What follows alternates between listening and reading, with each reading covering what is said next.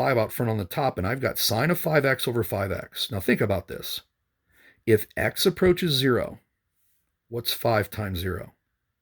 It's 0. So if x approaches 0, then 5x approaches 0. So I can think of this as the limit as 5x approaches 0 of sine of 5x over 5x. That's essentially saying the same thing as this up here. That limit as that approaches 0 of sine of that over that, that's 1. And 5/3 times 1 is 5/3. Now, are you allowed in that assignment over all of this to just say 5/3 and move on? Heck yeah. Take the shortcut. If it doesn't say to explain it or show your work, use that shortcut. Now, again, I asked my students, what do you think this approaches? And what do you think they told me? After doing the first one, they were guessing 4/9, and they were absolutely right. Why? Sine of 4x on the top, tangent on the bottom is sine of 9x over cosine of 9x.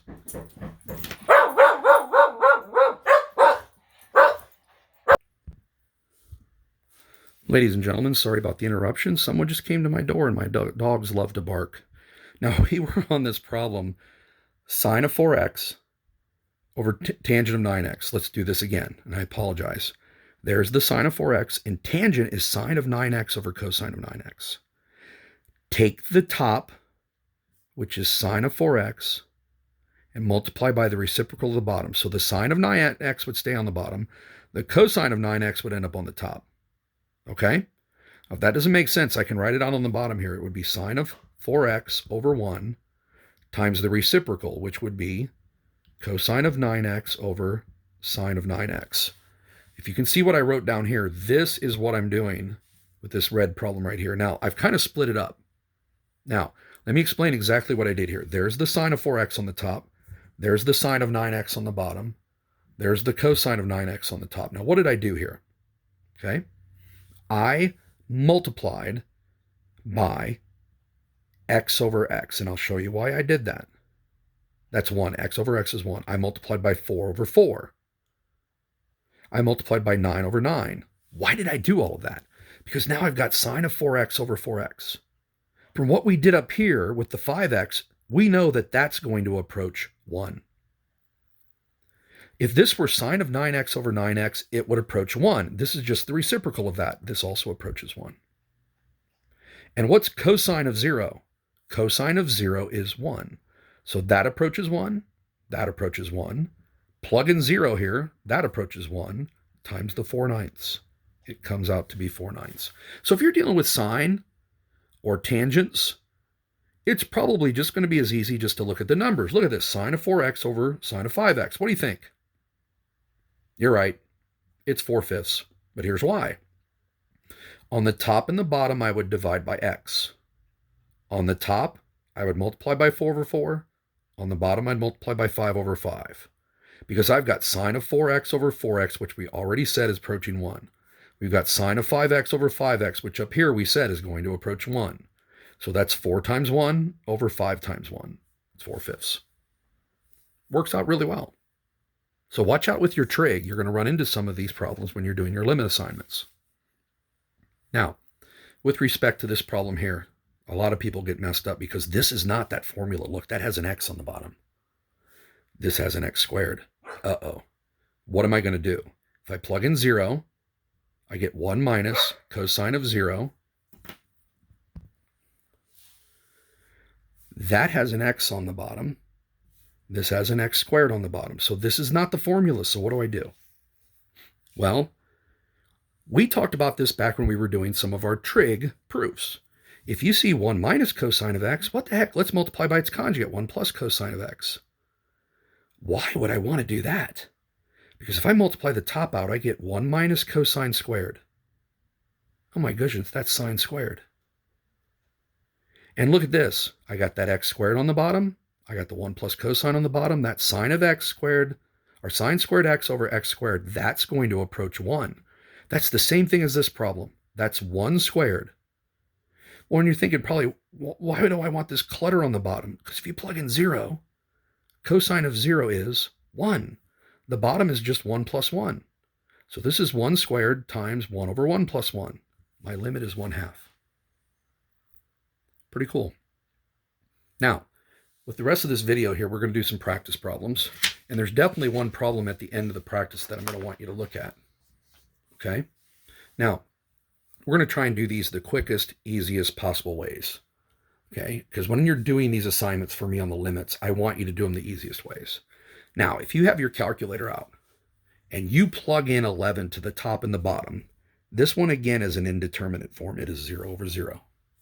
So what do? I have to factor. Since this is approaching 11, I can guarantee you t minus 11 is a factor on the top and the bottom, which makes our lives a lot easier. The bottom is a difference of perfect squares, t minus 11, t plus 11. The top, t approaches 11, so t minus 11, it has to be t plus 14 because of that 3. Those t minus 11s cancel. That's my 0 over 0. If I plug in 11, I get 25 over 22 as my limit. It's a perfect factor and cancel problem.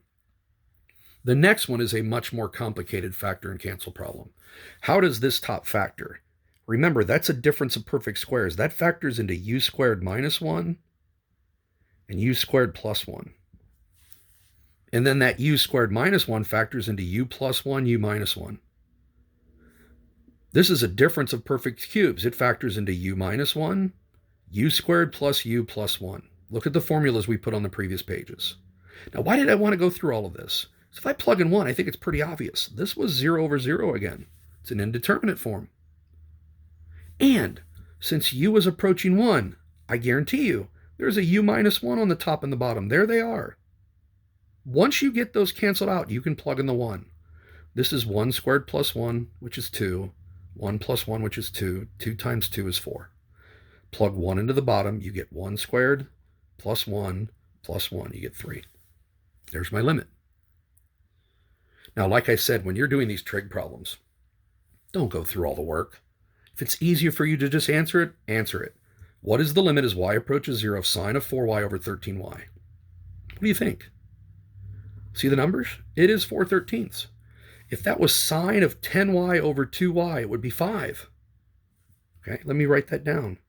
If this was sine of y approaches 0, or the limit is y approaches 0 of sine of 10y over 2y, the answer would be 10 over 2, which would be 5. That is how those work. Do it the easy way. The limit as x approaches 0. If you plug in 0, you get 2 plus 0, and sine of 0 is 0. So the top is 2. This is not an indeterminate form. Plug in 0 into the bottom, that would be 5 times cosine of 0, which is 1. 5 times 1 is 5. The answer is 2/5. Okay? Now, looking at some of these limit properties here. If you multiply the functions, you can multiply their limits. So I multiplied 13 times negative 10, I get negative 130. Very simple. If I take 2 times the multiplication of those functions, I'm taking 2 times their limits. So it comes out negative 260. If I add functions, I can add their limits. The limit of f of x was 13. The limit of g of x was negative 10. And a constant multiple, 7 times g, 7 times the limit. This is 13 plus negative 70, negative 57. These are pretty simple. You're just really plugging in numbers. The limit of f of x is 13. The limit of f of x is 13 minus, watch your negatives, the limit of g of x is negative 10. 13 minus negative 10, that's 23. Top is 13. My limit is 13/23. You may run into some of those problems in your limit assignments. Okay? Now, these next 2 problems I threw in as kind of a challenge. The idea of limits here is not as bad as people make it, but watch what I do here. If I take the limit of a product, I can take the limit of the top and I can take the limit of the bottom. There is a property that says I can do that. Now, I can also distribute limits. If I take the limit of a difference, I can take the difference of the limits. Same thing on the bottom.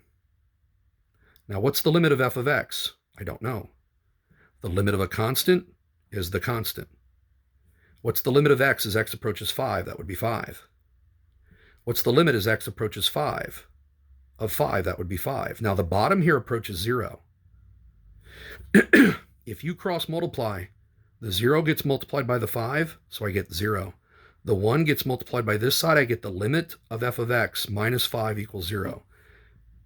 Solve. I get the limit as x approaches 5 of f of x. Add the 5. It would equal 5. So the answer here is 5. You could go through all that same work. It doesn't matter if I set this equal to 6 or set this equal to 10. It doesn't matter. Because you're going to take 0 times that number, you're going to get 0. The answer here, all the work would be the same, except this would say 6, 6. 0 times 6 would still be 0. The answer would still be 5 because of this over here. Now, let's show an example of the squeeze theorem. Let x approach 0. If x approaches 0, this would be 4 times 0 squared. That would be 0. 5 minus 0 is 5. This would approach radical 5. If I plug in 0 here, same thing, it would be 5 minus 0. This approaches radical 5. Now, if this function approaches radical 5 and this function approaches radical 5, guess what the function between them has to approach? You guessed it, radical 5. So the answer to this problem is radical 5, and my justification is the squeeze theorem. Now, I've got one more page of practice problems here.